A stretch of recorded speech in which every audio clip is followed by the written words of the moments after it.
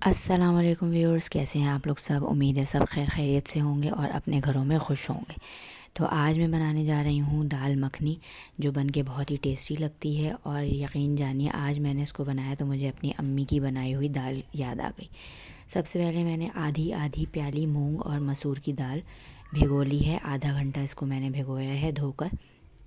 और अब जो है इसको मैं पतीली में डाल के चढ़ाने वाली हूँ। तो मैंने इसको पतीली में शिफ्ट कर लिया है और इसमें मैं 4 से 5 गिलास के करीब पानी शामिल करूँगी।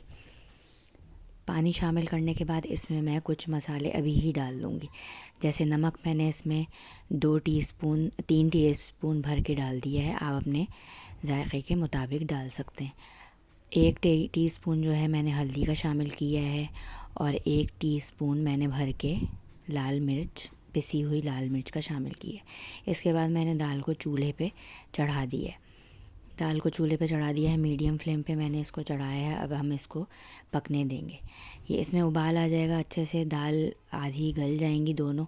तो मैंने टमाटर, 1 बड़ा टमाटर और 1 हरी मिर्च मैंने ब्लेंड कर ली है और इसको यहाँ पे मैंने शामिल कर दिया है।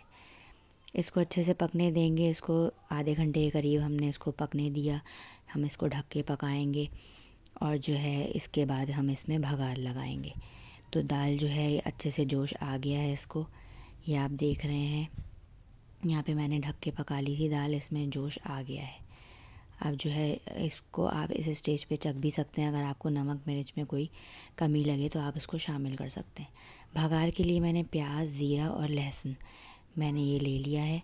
और भगार के लिए मैंने यहाँ पे 1 टीस्पून जो है मक्खन का लिया है और थोड़ा सा मैंने ऑयल भी ले लिया है। आप चाहें तो देसी घी भी डाल सकते हैं। तो यहाँ पे मैंने मक्खन ले लिया है। अब इसमें जो है मैं प्याज शामिल करूँगी। यहाँ पे जो है मैं प्याज डालूँगी मक्खन में भगार के लिए। यहाँ पे मैंने प्याज शामिल कर दी है और इसको हम थोड़ा ब्राउन होने देंगे, जब तक प्याज ब्राउन होगी।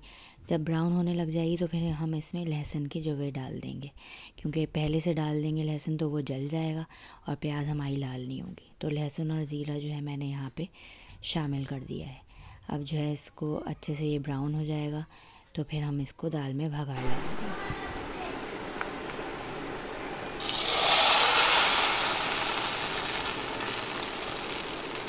दाल में भगाड़ लगा दिया है। अब यहाँ पे हम ढक देंगे इसमें ढक्कन, और थोड़ी सी हरे धनिए की पत्तियाँ हम इसमें डाल देंगे गार्निशिंग के लिए।